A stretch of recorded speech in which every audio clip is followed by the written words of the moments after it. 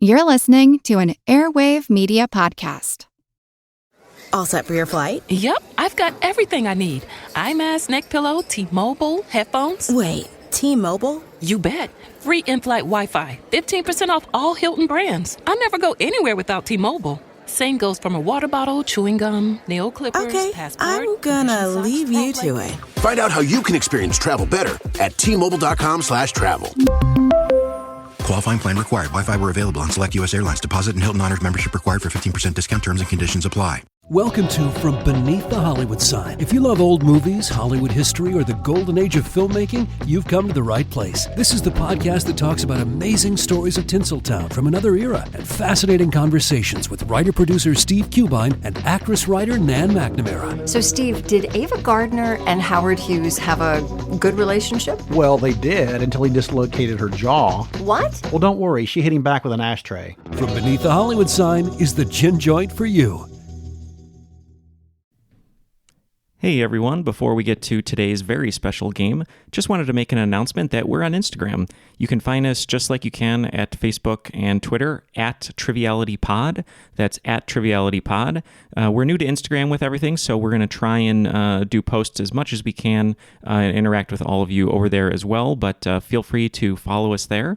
And one more note, we're trying a new scheduling system. Our previous system was giving us some bugs, and we wanted to make sure that we could get to everyone in a timely manner and schedule the games as best we could. So now all of the scheduling is going to be done through the crop. We're starting a new Google form. We're doing a beta test here for March and April. We'll see how that goes, and then we're going to learn from that and continue. But if you'd like to be on the show, whether it's a host or contestant, just kind of keep a lookout in the crop. We're going to have some forms up there every quarter, every few months, and definitely check that out. But super excited for today's episode. We hope that you're all staying safe, washing your hands, saying hello to loved ones, and hopefully we can provide a little escape for you today. So enjoy this episode, and let's get to the game. Recorded in Chicago, Illinois, with your hosts, Ken, Matt, Neal, and Jeff. This is Triviality. The cream of the crop! Hello and welcome to Triviality, the game where a lack of seriousness meets a little bit of knowledge. My name is Neal, and I'm joined here with Ken. How are you, Ken? What's up? Mostly empty studio. Kind of weird. It is kind of weird. Jeff is not here. We gave him a gift certificate to check out some elements, and it was actually a trick, and he's going to look at a car lot for Honda elements. So we'll see what happens when he comes back. He'll probably be angry. But Matt is joining us from LA as is the norm now. So how are you, Matt?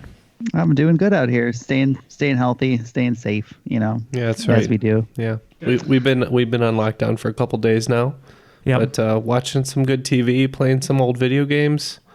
Played Sonic 1.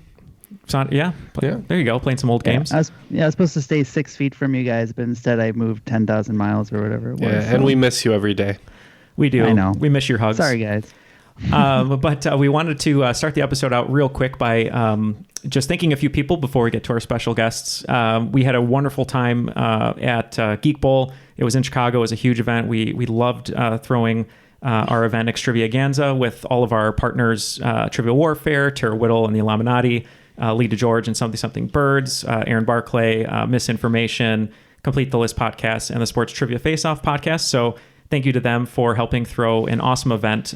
We really want to thank some of our vendors that took their time to come out and help us. Inked and Screened, who does our merchandise, and that's Taylor Doolittle. The Chicago Donut Company, Magic Moment Photo Booth, and our friend Jason Borsum of Liquid Courage Entertainment for DJing and doing karaoke. Couldn't have done it without all of our vendors, but most of all, and I think Ken will agree, and Matt wasn't able to make it, due to kind of what's going on lately. But I think Ken will agree that the best part of it was meeting all of the listeners that we got a chance to get to know and hear how long they've been listening to the show, or if they're new, or just meeting people. Definitely. I was very happy with how many people I got to meet and talk to one-on-one for a little while. Didn't get to talk to everybody as long as I would have liked, but there was a lot of people to go get around to. So the turnout was great, and I had a blast. Did anyone challenge you to fisticuffs? Nobody challenged me to fisticuffs, which I don't know why I would have expected that, but it's nice that nobody did. Well, it was a 1920s themed party. Was it? It was the jungle. Was that the 20s or was 1800s? I don't remember. I don't know anything about history. I'm terrible, so I'm the movie guy. But thank you very much to everyone. We really appreciate it. And we look forward to next year in Austin. But we do want to introduce our very special guest that we have here today. They're a super talented pair of writers who also happen to be married. She's a Golden Globe nominated writer of movies you've seen, The Post, Long Shot, and the film All the Bright Places, which is awesome. And it's actually streaming right now on Netflix. And that's Liz Hannah. And sitting next to her is her husband, Brian Millikin. And he's written shows that I'm sure you've seen, like Shadowhunters, Time After Time, and Haven. How are both of you doing today? We're good. We're staying inside. There's been a respite from the rain. We apologize to everyone listening if there sounds like a small animal being tortured. It's our dog wanting our attention. We promise we're not harming any animals. We love animals on this show. Anyway. Worse than anybody. Yeah, she's really unhappy with the quarantine. What's your dog's name? Her name is Jones. Ooh. It's very predictable. I love it. And now would that be after Henry Jr.? That would be Henry Jones Jr. Yeah. Correct? Her name is actually Henry Jones Jr. Yes. Her name is Henry Jones Jr. Millikin. Yeah. We felt important to put the Jr. in there. We thought about naming the dog Indiana like you would, but that felt overdone, so we stuck with Jones. Mm-hmm. Right, because then... And she's a girl, which we thought was like, going against gender norms. Yeah. She's a strong, powerful woman. I like it. And plus, if you did name her Indiana, then Brian would be walking around the house all the time going, you named the dog Indiana. Exactly. Well, I do that anyway. Yeah, so. That would have been nice. Yeah, no, he does that. Last Crusade is pretty quotable. Yeah. It was also, I felt weird having Sean Connery in our house because my husband is more like Sean Connery than anybody else. So it's just having two of them. Then we're doing the Bond version, right? Doing like Ewan McGregor doing Sean Connery in Trainspotting impressions, so like it would have been bad. So Jones was like mutually agreed that it was the safest choice. Correct. Well, we really appreciate you being here, and you told us before we started that you've been listening to the podcast, which is great, and hopefully that continues, and there isn't an episode that just makes you turn it off, but. We hope that with everyone. No, we're definitely going to stop listening after we record ours. That was a one-time thing. Good. No, we're big fans. We really like it. As I was saying, it's like such a fun thing to do while we're frankly walking the puppy endlessly because we can't take her to the park or do anything with her that involves humans right now. So it's a really great thing to feel like you're actually thinking while you're mindlessly walking the dog. Yeah, I mean, and as it is, you and I watch Jeopardy every night. Yeah. When we're out of town, we don't watch it without the other person. So we'll come back home and there'll be like 50 stockpiled on the DVR. So we just like do like 3 or 4 We went to a a live Jeopardy taping. That's right. Last year. Yeah. Yeah. I mean, we actually played against each other at a bar trivia at least a couple times without ever meeting each other. Mm-hmm. And then a couple of you were on a team that I hated also, by the way. They were real. I was on the better team. That's what.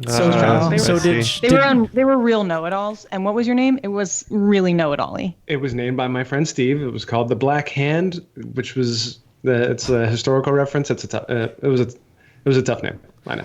Yeah, Steve. Classic Steve move. With you competing with each other at trivia, did Brian's brother come and try to do like a kidnapping plot that was actually a game night, and then your neighbor who's a police officer came and saved you? You did just name one of our favorite movies of the last 2 years. If only that had happened. No, but what did happen though is that Brian was then introduced to Trivial Pursuit or reintroduced to Trivial Pursuit by my friend Luke and I.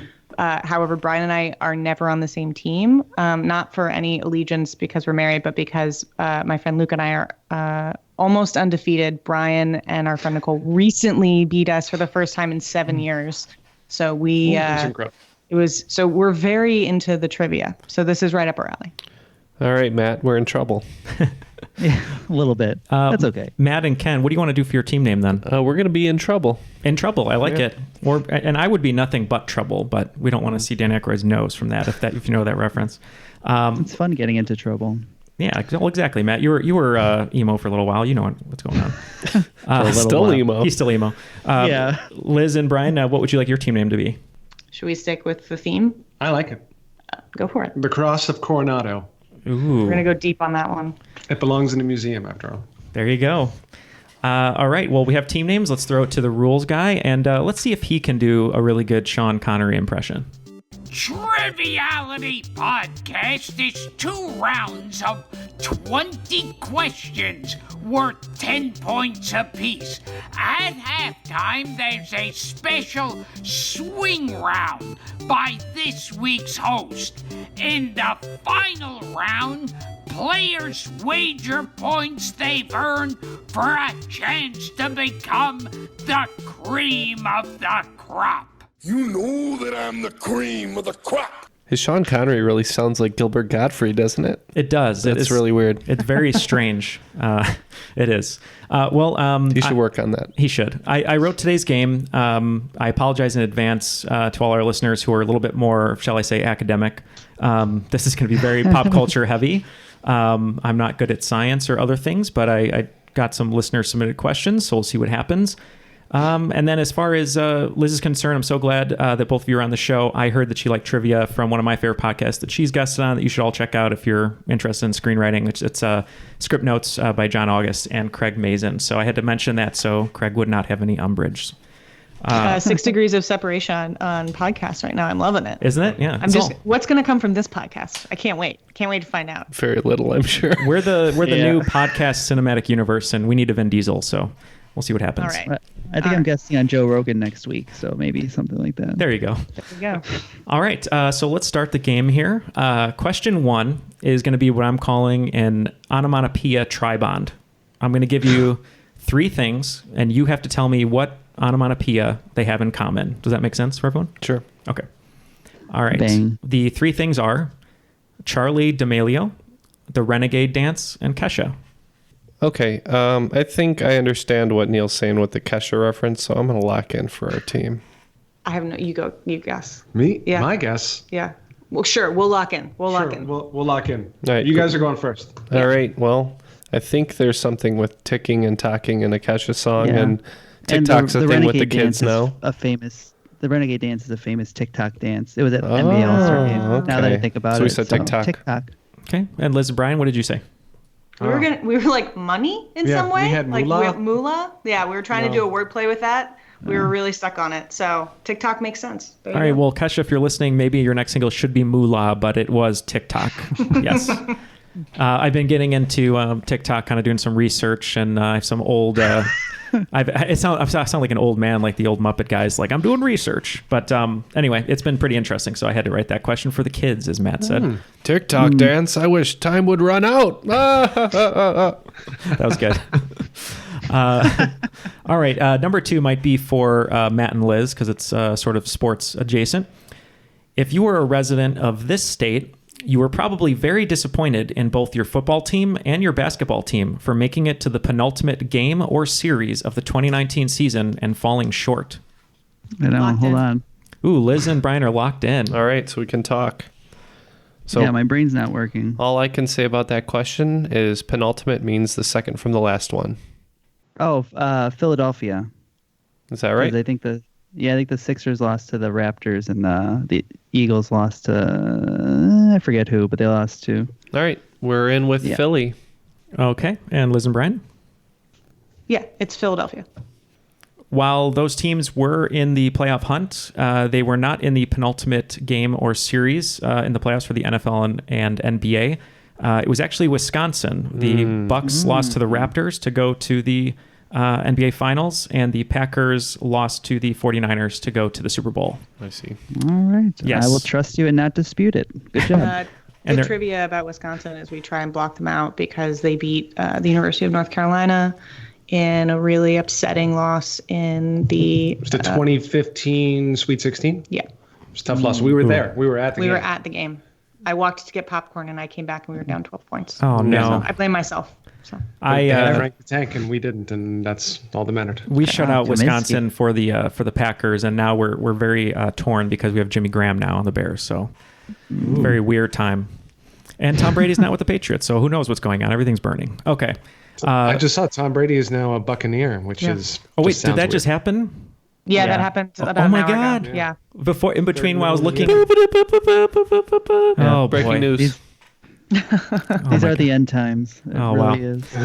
Well, now we'll see if he was good or if it was all Belichick. So let's see what happens. All right. Number 3. This is going to be a musical question because I love musicals. Flim Flammer Woo's Librarian would be a concise description of what famous musical that premiered on Broadway in 1957 and will make its return in 2020. Adamantium not included. I think we're locked in. Okay. We are locked in as well. All right, so I think it's Music Man. I don't know the adamantium reference. It's Marvel. Well, I believe it's a Hugh Jackman maybe reference. Oh yeah, If maybe it's he's playing Wolverine. him. Okay, Yeah, maybe like we're He's in with. doing it on Broadway. Yeah. Is he? That makes sense. All right, well, we're in with Music Man. What about you guys? Music Man. Music Man is My high correct. school put it on. Marion the Librarian. Great reference. Madam Librarian was the song. Harold Hill, No, right? it's Is the called name of Harold the Hill? Music Librarian. Man himself? Yeah. Harold Hill. Yeah. Yeah, I so directed that in high school. did you really? There we go. Yes, I did. Hey, I played drums for Music Man too, and I did the anvil on the cymbal, and I only did it because the guy playing it said, "Hey, do you think you could hit that anvil for me when I drop my bag?" And I said, "Sure." And every time I did, it was louder every night, and he couldn't say anything because he was just kind of shocked, and so it was great. Incredible. And I think my older brother was in Music Man, so that completes these. That tracks. There you go. So Music Man, yeah. So Hugh Jackman and Sutton Foster will be on Broadway. I think it's in October for Music Man. So Nice. All right. Moving right along to question 4. In the fashion world, DKNY is to Donna Karan New York as DVF is to what? Locked in. Ooh. Oh no. All right. So Matt, I have no idea. I can't think of what Venice. Maybe no. I don't know what VF would be. Because that would be if you're doing DKNY as Donna Karan New York, then DVF you would assume that either the F or the VF is the location. I just have I have nothing. Donatella Versace. France. Florence. Where would that? Okay, yeah. So Donatella Versace Florence is what you're going with? Sure. Yes. Okay. And Liz? Well, now I just blanked out her name. She's what the no, literally, I just had it. I locked in. Her name, Diane von Furstenberg. Thank you, Diane von Furstenberg. And the answer, if you were a fan of the wrap dress, is Diane von Furstenberg. So 10 points to. So we're wrong. You were wrong. Yes, it is not Donatella Versace. Venice. What was it? Florence. Florence. Thank you. Yeah. That's okay. Good try, guys. Good try. She came and spoke at my college when I was a student there. It was great. Oh, well, that's not fair. Then. She's also like a duchess or something. She was a princess. She married royalty, and in so Belgium. then Yeah. she's really knocking it out of the park. She's good. Yep, all those episodes. So Colleen and I watched all of Ugly Betty like 4 times. So she's always mentioned on that show too. So I had to pull it today. We're watching an episode. All right, number 5. This is our first listener submitted question. Comes to us from listener Luke McKay from Australia, who kindly wrote a science question for me, as he correctly knows I can't write science questions. And if Jeff was here, I would have said Collingwood Magpies are the best, and he would have said, no, it's Carlton Blues, but he's not here, so too bad. All right, his question. The blanket genus of which animal exhibits the largest level of sexual size dimorphism in non-microscopic species, with the 2 meter or 6.6 foot long female outweighing its 2.5 centimeter or 1 inch male counterpart by up to 40,000 times?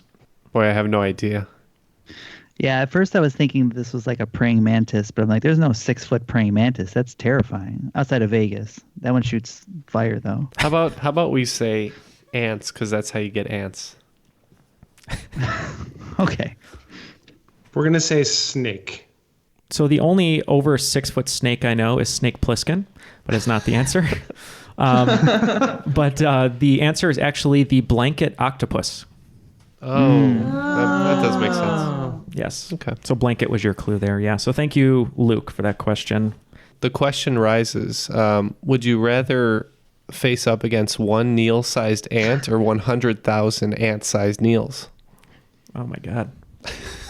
I can't even Can I compute choose that. none of the above? Yeah, please. I'm with Liz on that one. It's too many film references coming at you in rapid fire. Okay. Speaking of film references, this one is based on a tweet that Liz did a long time ago that I really love because she said The Fugitive is a perfect movie. It's one of my favorite movies of all time. So I want you to take the actor who won an Oscar for their performance in The Fugitive, then look to the actor who portrayed a younger version of that Oscar winner in a science fiction comedy film, then take the father of that actor in the science fiction comedy film and tell me what television show he was on where he portrayed a 3-term governor of Florida. We're locked in. Okay, they're locked in. Cool. So pretty quick for them. So I could get to Josh Brolin. So it's Tommy Lee Jones to Josh Brolin, and then we need Josh Brolin's dad, and then we need just his father in general. Yeah, right. That's who we need. His father, and then he portrayed a character on what TV series where he was a 3-term governor of Florida. That I don't know. Yeah, what kind of Miami Vice? Let's just, yeah. All right, what Miami show Vice. But they have a governor. Yeah. Oh, the old governor in Miami Vice. It is not Miami Vice, unfortunately. Liz and Brian? Oh, you don't remember the governor character? Do I get an extra point if I name the character? I'll give you an extra point, yeah. His name is Governor Ritchie, and he is on The West Wing. And the correct answer is one of my favorite shows, The West Wing. Yep. What's Josh Brolin's dad's name?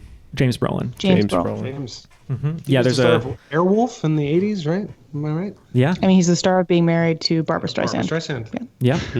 Yeah, great scene on The West Wing if you ever look it up on YouTube between him and Martin Sheen under an opera as they're kind of going head to head before the election. It's the season finale of season 3, and it's the I'm gonna really love doing this with you or something. Like the whole season 3 is about whether or not it's going to be Richie as the Republican nominee, and we've watched a lot of West Wing, so we're very. It's a writer friendly show, isn't it? Oh, it's a very writer friendly show. Yeah. It's also a really good show to be watching if you're looking for something during this home safe self quarantine time. It's great. It's very bingeable. It's optimistic. Yeah, you know, it's a good show. It's nice to see dignity in and I don't know, intelligence anywhere within the DC metro area. Oh, there you go. And if you're a production person, if you like Steadicam, watch that show and learn a thing or two. Learn about the walk and talk. There you go. All right, so this next question, I'm going to walk while I'm talking. Okay. So Ken, please hand me those graphs and I will tell you about them. So known for its vivid blue-green color, this oft-photographed waterfall can be found in the last of the contiguous states to be admitted to the Union. So I'm looking for the name of a waterfall that is located in the last of the contiguous states to be admitted to the Union. Okay, I think are we locked in? We're locked in. Okay, we're not happy about it. Yeah, I think it's in Hawaii. I don't know the names of any waterfalls, so let's just say Hawaii Falls. Spam Falls. Spam Falls, okay. And Liz and Brian? Well, it's contiguous, so it would have to be in. We'll say contiguous. Shoot. We'll say Olympia Falls.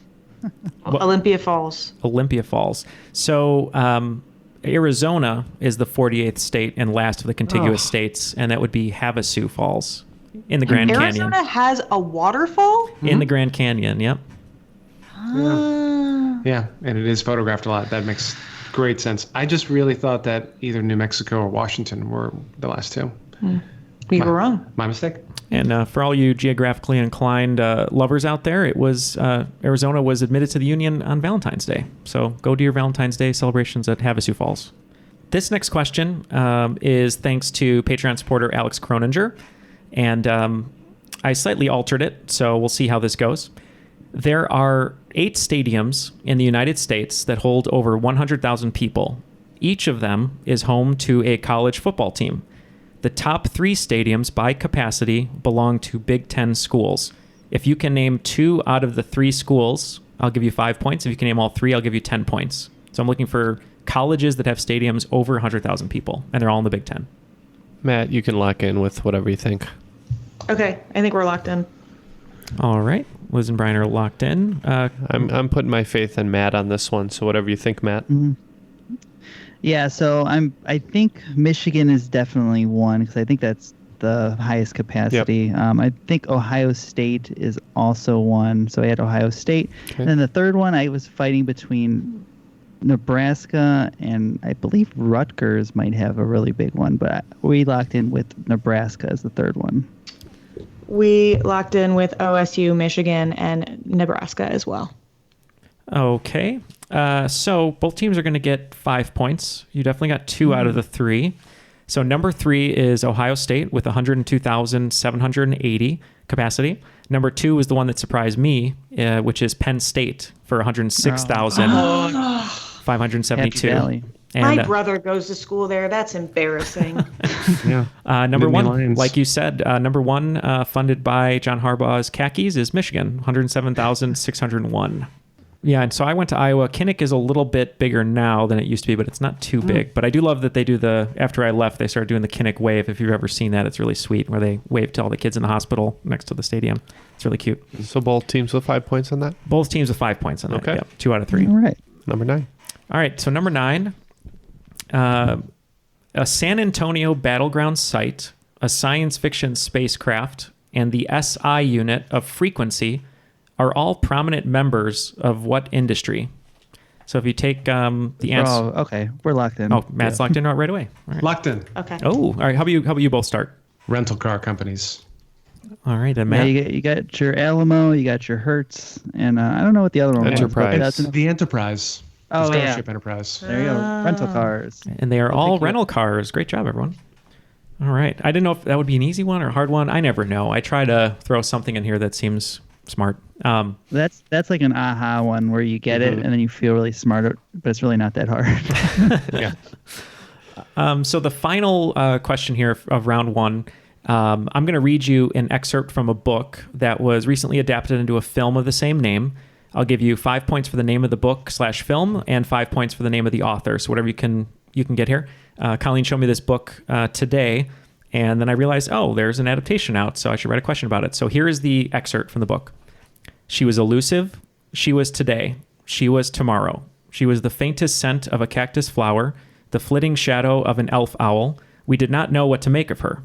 In our minds, we tried to pin her to a corkboard like a butterfly, but the pin merely went through and away she flew.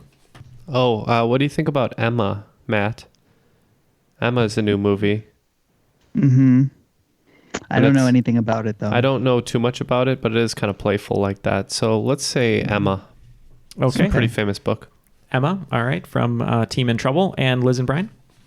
We're going to go Where Did You Go, Bernadette? Ooh, great guess as well. So this book, it was just adapted on Disney Plus. We're going to watch it this weekend. It was by Jerry Spinelli, and it is Stargirl. Directed by Julia Hart. Yep. Fantastic director in general. Happens to also be a woman, so that's exciting. Yeah, I'm really Is there excited to watch Baby it. Yoda in that one, or no? No Baby Yoda. You're in that gonna have to watch the after credits scenes. That's all I'm one. gonna. Ooh, little teaser there. I want to see the baby. All right, at the end of 10 questions, it looks like Team in Trouble has 35 points, and our Skype guests have 45 points, plus that extra little point, bringing them to 46.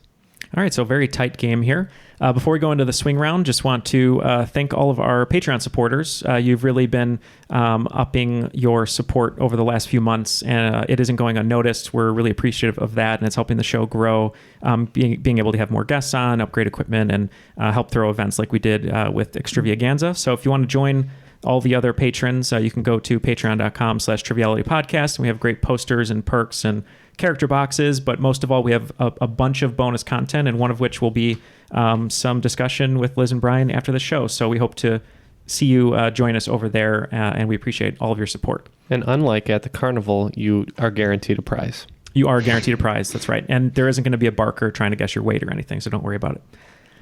Okay, so today's swing round is going to be inspired by Liz's work on one of my favorite movies of 2019, which was The Post. Oh boy. And don't worry, it's not going to be anything out of your league. So it not only depicted attempts by journalists at the Washington Post to publish the Pentagon Papers, but gave audiences a glimpse at the remarkable Katharine Graham. So before I tell you about the swing round and what the question is going to be, Liz, is there anything that you want to say that drew you to Katharine Graham and why she was so awesome before we start?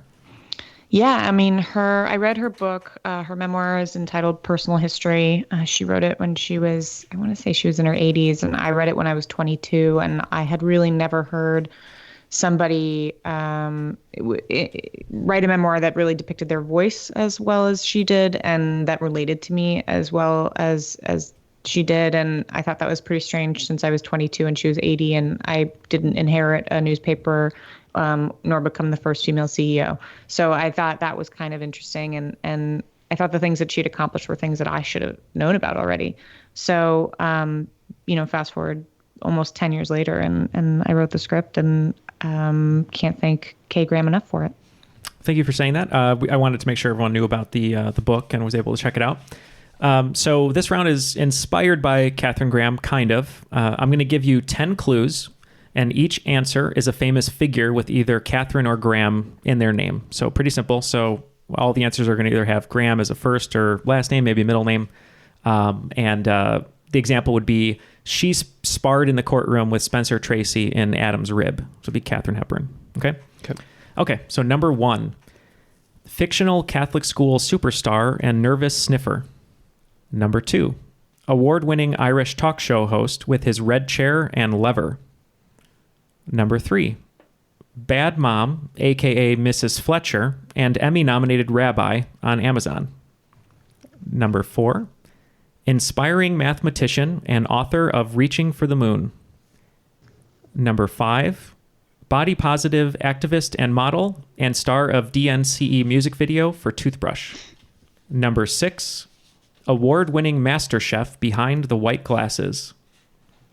Number 7, experienced single parenthood on both the CW/Netflix and NBC. Number 8, breezy mustached novelist with friends Mole, Rat, Toad, and Badger. Number 9, Picasso of dance whose technique reshaped dance forever. And number 10, famous boyfriend of a mononymous legend. So I'll give you all some time to figure those out, and we'll be back with the answers. All the answers are locked in, so I'm going to go through these questions one more time, and we'll get our answers. So number 1 was fictional Catholic school superstar and nervous sniffer. Let's start with Liz and Brian. Our answer is Mary Catherine Gallagher. Yes, indeed, Mary Catherine Gallagher. And that is correct, played by the awesome Molly Shannon. All right. Number 2, award-winning Irish talk show host with his red chair and lever. Let's go Matt and Ken. For this one, we went with Graham Norton. Okay. Liz and Brian? Graham Norton. And that's right. Ken, I know we always talk about, that's at least my favorite interview show format, where he has everyone there and they have to kind of meld their personalities. Yeah, I'd like to watch that show, but I don't know where to watch it. You can watch it on like BBC. America Friday nights, I feel like. Nice. Yep, a lot of YouTube stuff. We love it too. Yeah. All right. Number 3, one of my favorite actresses, Bad Mom, a.k.a. Mrs. Fletcher, and Emmy-nominated rabbi on Amazon. Liz and Brian? Catherine Hahn. Mm-hmm. Yeah, also said Catherine Hahn. Yep. Born in Westchester, Illinois, about 5 minutes from here. Catherine Hahn. Oh, neat. Yep. She just needs all the work in the world. She's the best. I would watch her do anything. Yes, and I love that you find her in some movies that you forget she's in, like How to Lose a Guy in 10 Days, and she's great with Kate Hudson, and she just pops up everywhere. She's awesome. Her and Judy Greer. Judy Greer needs a lead role as well. Okay. Number 4, inspiring mathematician and author of Reaching for the Moon, Ken and Matt. We thought maybe her character in Michael Scott's Threat Level Midnight was maybe a mathematician, so we said Catherine Zeta-Jones. Okay. Liz and Brian? We did not come up with an answer on this one. Our best guess was H.G. Wells, and we hoped that G stood for Graham. It's good logic there. So this person, super inspiring. She unfortunately just passed away, but she was very prolific. Katherine Johnson. Of course, from Hidden Figures. Hidden Figures, yep. All right. Number 5, body positive activist / model and star of DNCE music video for Toothbrush. Let's go Liz and Brian. No idea. We didn't even have a guess. No, I don't know what Toothbrush is. Well, now after missing that last one, I feel like but I think this is Ashley Graham. Ashley Graham. That's right. She has a good one. New podcast out as well. And if you're America's Next Top Model fan, she was a judge for 2 seasons. All right. Number 6, the award-winning master chef behind the white glasses, Ken and Matt. So I think you were talking about the lady with the blonde hair that's in the spikes. So we put Catherine Hair Spikes because I have no idea what her name is. All right. Liz and Brian? That's Burrell. You're thinking of Anne Burrell. Oh. Yeah, we're more Food Network people than Master Chef people. So our answer is Jeffrey Zakarian. Oh, that's a good guess. But it is Graham Elliott. Graham Elliott. All right. Number 7. Experienced single parenthood on both the CW/Netflix and NBC. Matt and Ken. Yeah, Matt was excited, so you take it away. Oh yeah, this is something that I was sure that Neal was going to put in there. So Lauren Graham. All right, Liz and Brian. Absolutely, Lauren Graham. I mean, Yeah, the goddess known as Lauren Gilmore Graham. Girls, Parenthood. Yeah. I'm all in. There you go, Lauren Graham. That's right. Colleen had me put that in. It's her favorite show. We watch it all the time. So, and we both love coffee. We have a bunch of Gilmore Girls coffee mugs. So there you go. All right, number 8, breezy mustached novelist with friends Mole, Rat, Toad, and Badger. Liz and Brian. Well, I think it's it's embarrassing as writers to not name this guy, but I think he wrote The Wind in the Willows is where I was going with this. I think that those characters are named. I toyed with the idea of Graham Greene, but it just doesn't feel like something that he would have written. So I don't know. Our answer is Moonlight Graham. Moonlight Graham, also known as the guy you get your watches from in the alley in France. And Ken and Matt. We had an identical conversation where we said, I'm pretty sure this is Wind in the Willows. Who is it? And then Matt said Graham, and I said Green. Graham Greene. So he is an author, but he wrote The Quiet American. But the answer is Kenneth Graham from Wind in the Willows. Mm-hmm. Kenneth Graham. But we were all on the right track. You all were there. You're very close. What a stupid name, Kenneth. And Badger in that book, The Wind in the Willows, was the exact same character in Breaking Bad. What you know. There you go. Ah. Crossover. And I know he was not the answer, but The Quiet American, a wonderful book and a wonderful movie. Check it out if you're looking for something to watch. Starring Michael Caine and Brendan Fraser. Michael Caine? Yep. Michael Caine. Michael Caine, yeah. Oh, God, it's just going to be a podcast of us now doing Michael Caine impressions now. All right, number 9, Picasso of Dance, whose technique reshaped dance forever. Let's go Matt and Ken. We thought this was from that Hotline Bling video, so we said Drake, Aubrey Graham. Okay. Liz and Brian? The answer is Martha Graham.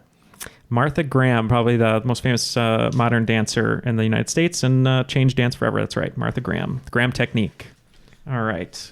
And number 10, this one was funny to me because all throughout my childhood, I had never known this person had a last name. And I found that out today. So, famous boyfriend of a mononymous legend, Ken and Matt.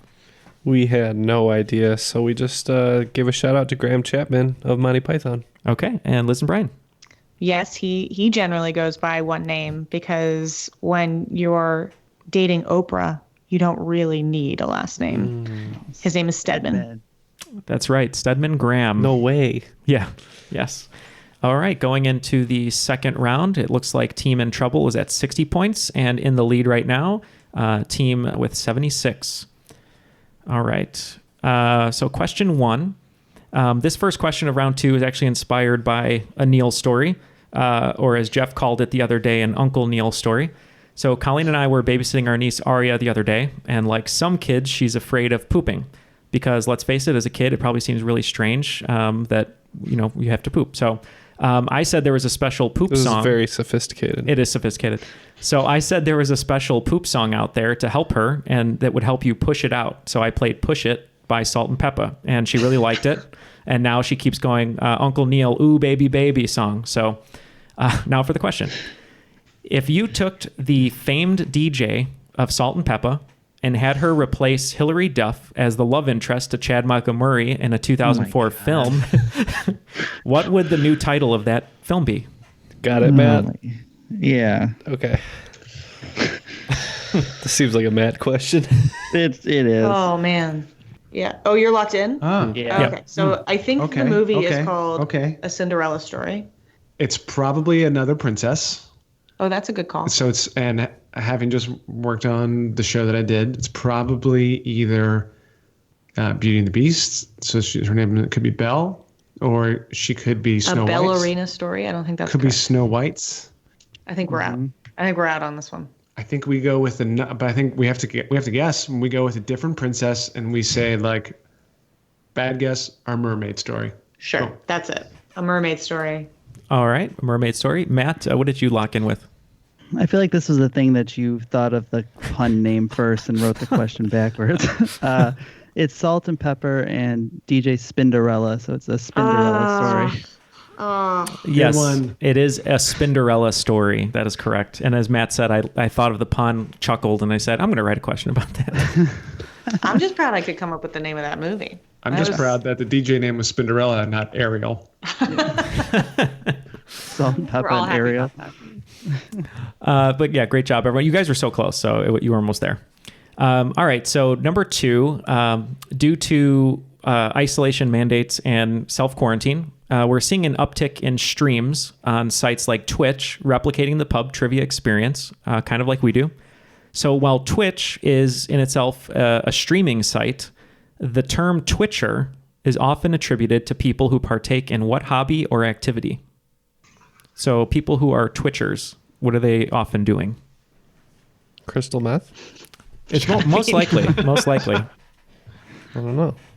Matt, go ahead and lock in with whatever you think. TikTok? No, we already did that. We definitely don't know. So it's just about the best guess at this point. I'm going to say there's a lot of fast twitch, that's involved in first-person shooter video games.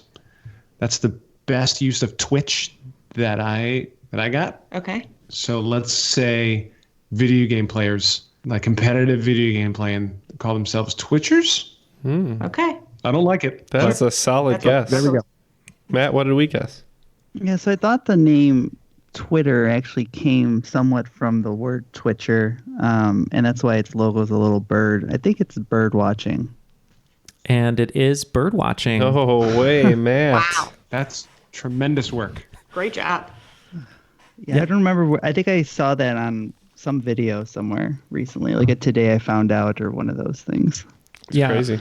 I went through some terms of, Twitcher and whatnot, and bird watching, and there's like a whole subgroup of what bird watchers think are real bird watchers and what aren't real bird watchers, and they fight, and it's very serious. So, number 3 in the second round. If you're hearing the 19th century Christian hymn, Nearer My God to Thee by Sarah Flower Adams, you may have just seen a meme going around the internet with violinists performing it in empty toilet paper aisles. Or you are watching this film, which dramatizes the alleged use of the piece during a historical event. I think we're locked in. I just saw this. We can lock in. Yeah, locked in. All right, let's start with Liz and Brian. It's one of our favorite hymns. Titanic is the answer. Yep, it's when the quartet is going down with the ship on the Titanic. It is Titanic. Also, weird choice to say one of our favorite hymns and not one of our favorite movies. Oh, right, that's it. Sorry. Yeah. Sorry. But it's a wonderful hymn. But yes, no one knows for sure if they were really playing that right at the end. Well, yeah, they died. So exactly. True. The witness list was not long. I'm glad you said that because that's why I made sure to put alleged in there. Appreciate it. But yeah, it is Titanic. It's really pretty. All right. Number 4. This is our second listener submitted question. I realize I put it at number 4, but that's all right. I'm going to keep going. This is from Neal Zellick. He spells it Neal, so I appreciate that. Caps off to you. Thank you for this question. The 2019 Rugby World Cup champion was South Africa. And during that match, there were many great scores to be seen. Similar to a touchdown, what is the name of the way to score 5 points in rugby? Isn't that it? Yes. Okay. We're locked in. Yeah. Mm-hmm. We have a friend who is a rugby player. If only we paid closer attention. Yeah. Sorry, Luke. All right. We have a guess, I guess. Yeah. Okay, you can go ahead. Which is you catch the ball in the end zone. Okay. All right. And Matt and Ken? Go ahead, Matt. Yeah, I think I've seen a lot of rugby lately, and I've been trying to pay attention to it. But I think this is called a try. It is indeed a try, is what it's called. Mm-hmm. So basically, that's you score 5 points for a try. Yeah, you can kick it for 3 points, and then I think that's how it works. Or you can run it across for 5, and that's a try. All right. Number 5. Speaking of South Africa, this South African civil rights leader and anti-apartheid activist who wrote what he liked and was portrayed by Denzel Washington in the film Cry Freedom died in police custody in 1977. All right, so it appears that me and Matt have no idea on this one, so I think we're just going to tap out here. The only there is a really amazing movie about South Africa and apartheid that is about boxing. Do you know what I'm talking about from the 80s? Oh yes. This has nothing to do with what I'm talking about, but with this question. But it's actually a really phenomenal film. I just can't remember what it's called right now. I know exactly. So if anybody has the ability to... The Power of One. Oh yeah, with Yes. Yep, that's it. Yes.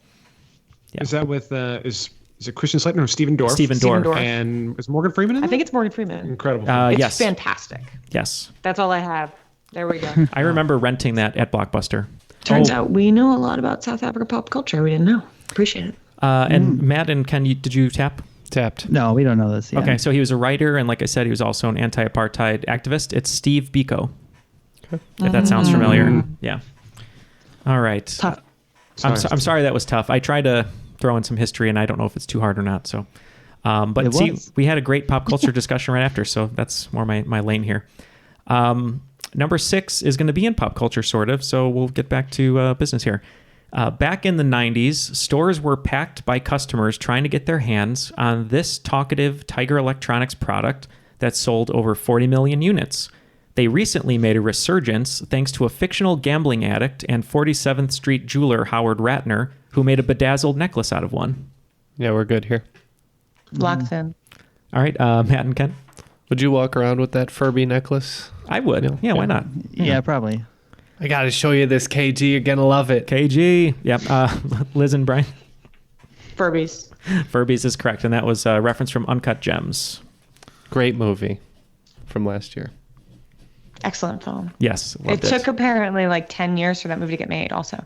Yeah. Yeah, and there's some really great there's some great backstory that I don't know the full story of it, but you can look it up online about how Ray Allen was supposed to not Ray Allen, Rondo was supposed to be playing the Kevin Garnett part and then like didn't show up on the day that they were supposed to start shooting or missed his plane or something like that. There was like some amazing story. So just imagine Rondo in the Kevin Garnett role and then go from there.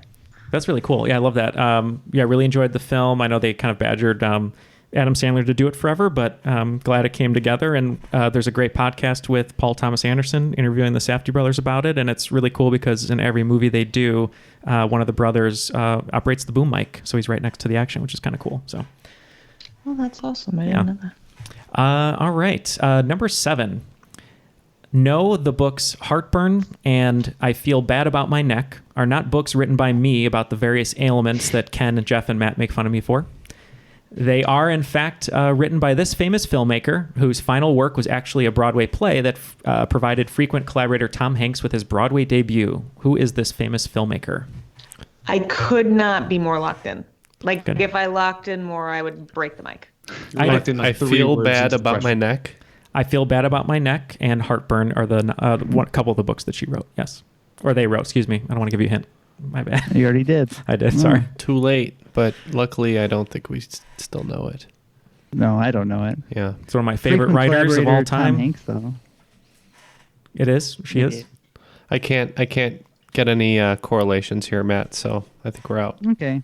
We are out. All right. And Liz and Brian. The answer is Nora Ephron. Yep, one of my favorite writers of all time, Nora Ephron. Terrific writer-director. That's right. One of my... A legend, really. Yeah, one of my, I wish was a mentor. I wish I had known her when she was alive, but my sort of ethereal mentor. That's the post is dedicated to her. Oh, that's wonderful. Yeah, she's the world is definitely lost without her in it still, but her films will live on. So if you haven't seen them, please check them out because they're amazing. Sleepless in Seattle. Get up on there. Yep. All right, number 8. One of Nora's famous scenes that she wrote took place at Katz's Delicatessen in When Harry Met Sally. Each week, Katz's serves 15,000 pounds of pastrami, 2,000 pounds of salami, and 8,000 pounds of this traditional meat found in a Reuben sandwich. I can lock that in. All right, we're saying corned beef, right, Matt? That is what's in Reuben. Yes. Corned beef. And corned beef is correct. Points all around. That's a lot of corned beef. Patty's Day. Well, thank you for saying that, Matt. That was kind of a St. Patty's Day question because it is St. Patrick's Day. But in honor of this being St. Patrick's Day, I'd be remiss if I didn't ask a question to mark the holiday. So if you know our show, you know that instead of St. Patrick's Day, I have to do a St. Patrick Swayze Day question. Yes. Excellent. You don't have to. Choose to. I have to. I have to. Okay. It's a compulsion. It is. And I'm actually writing a Swayze book right now, so it's very part of the course. So, all right. In what Swayze film would you find the colorful characters named Noxima, Chi-Chi, and Vida? Locked. All right, it's the Tu Wong Fu, Matt. What's the rest of Yeah. it? Thanks for everything, Julie Newmar. Thanks for everything. Yes. Okay. That is correct. The whole thing. Liz and Brian? Chu Wong Fu, thanks for everything, Julie Newmar. That is correct. Tu Wong Fu, thanks for everything, Julie Newmar. All right. Patrick is wonderful in that film, by the way. He's wonderful in everything. Also, big shout out to Ghost, original Academy Award winner for original screenplay. Yeah, everybody Tight forgets. film. Such a good 2 movie. Academy Awards. Yep. It's He's also, so great. also a perfect movie. I know The Fugitive was mentioned earlier, but Ghost is perfect. You know Do what's yourself a favor, go watch Ghost You know again. what else is perfect? His red billowy shirt. Excellent. Sam Wheat. It is. There's some great. I mean, I could talk for the rest of the hour about all these things, but yeah, Ghost is great. Tony Goldwyn, perfect villain in that.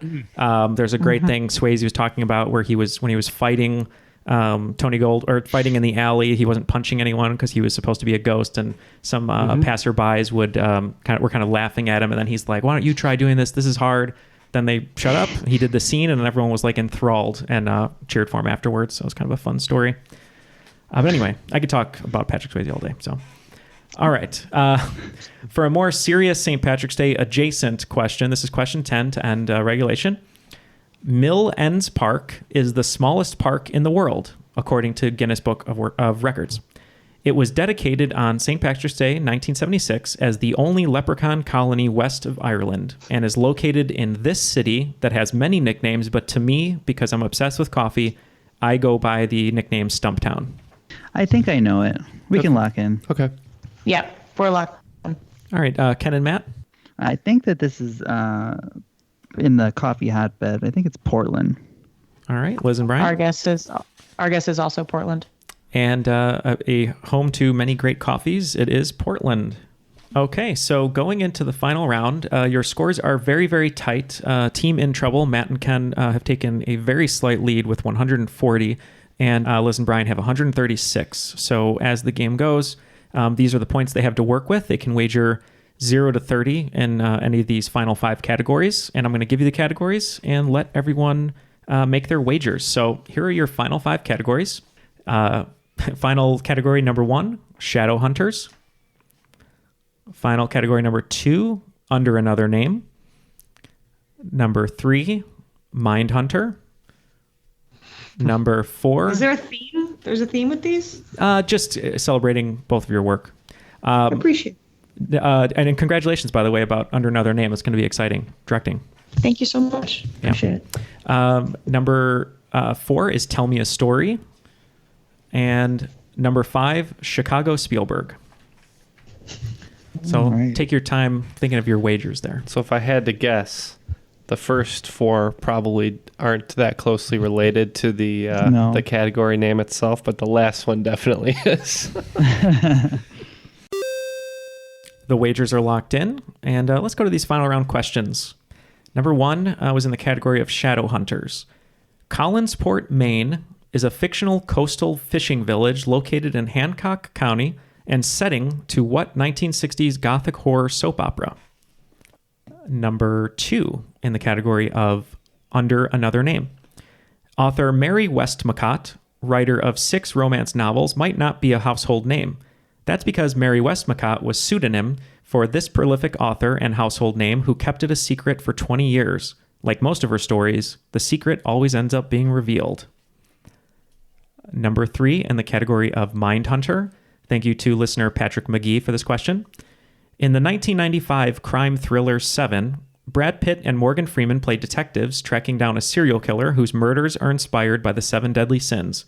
What are the 7 deadly sins as depicted in the film? Number 4 in the category of Tell Me a Story. The lyrics, "Once upon a time not long ago when people wore pajamas and lived life slow," is the hip-hop song Children's Story by what British-American hip-hop artist?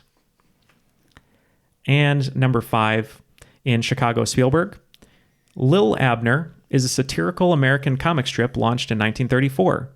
Drop the Lil and you have the first name of a character that goes unseen in a Spielberg film but is spoken of as a mentor to the main character in Chicago. In what film would you find this character? While the teams are going over their answers, just wanted to invite everyone to go join us over at The Crop on Facebook, our private Facebook group.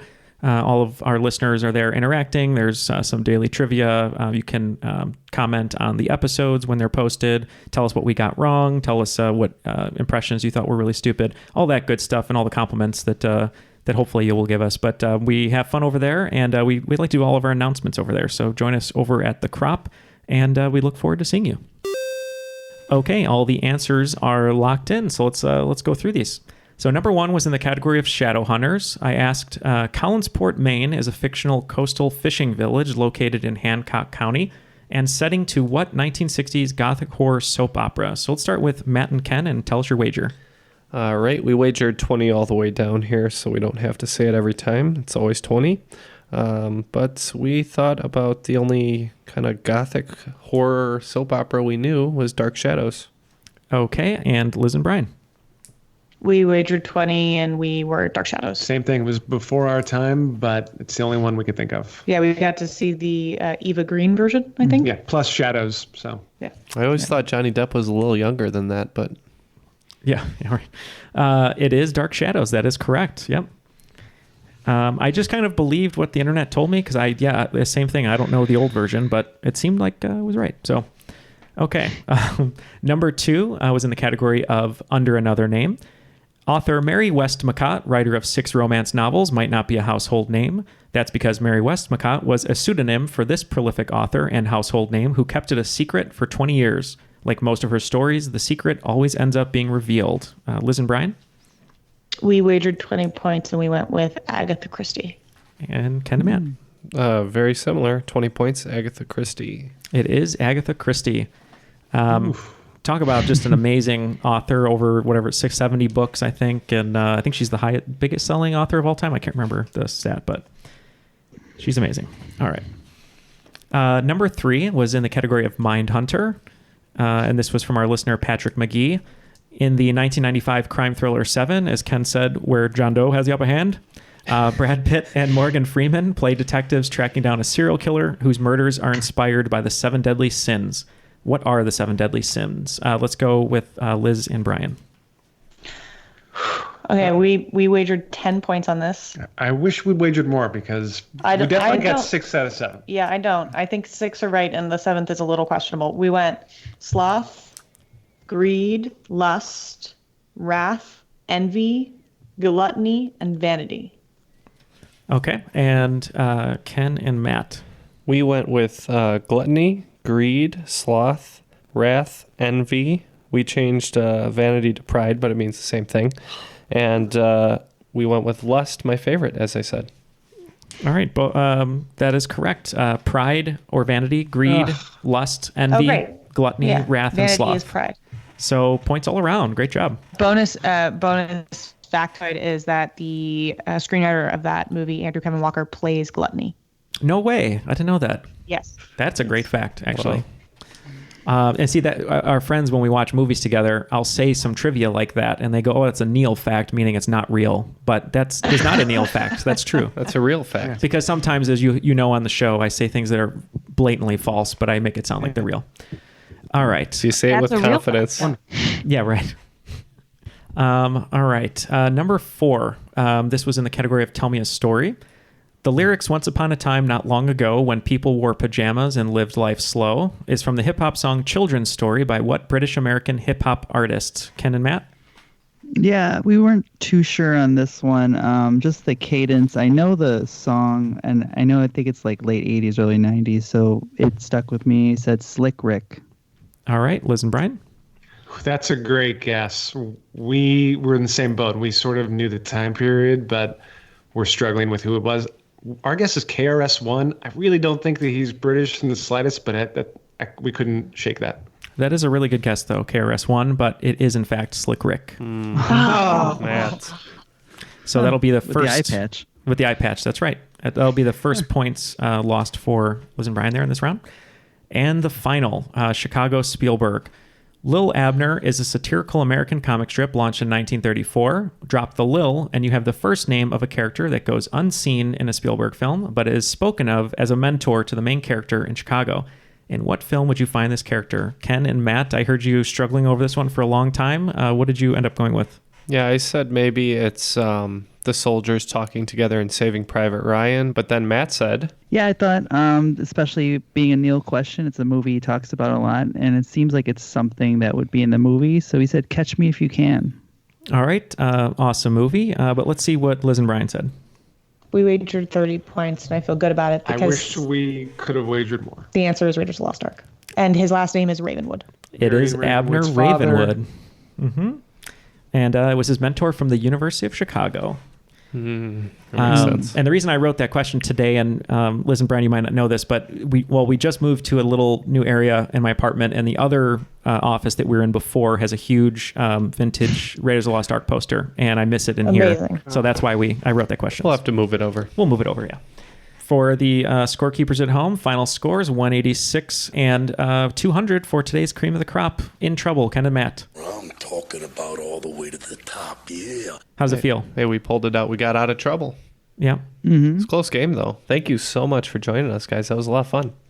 Thanks for having us. We'll bring our second half more next time. I feel like the second half we really let everybody down. We really stumbled out of the gate, and that hurt us in the long run. So Matt we'll had try a real our- surge.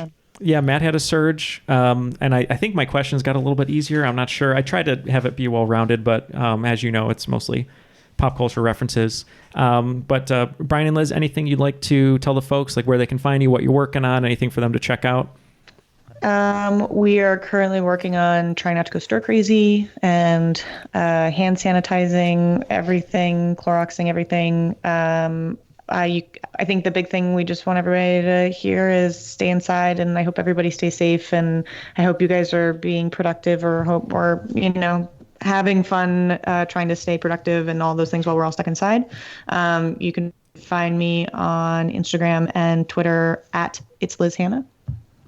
I'm also on Twitter. I think I'm on Instagram. You would know. I'm at B Millikin, but same thing here, which is the most important thing we can all do is the most frustrating thing that we can all do right now, which is just stay inside and try to stay away from everybody else.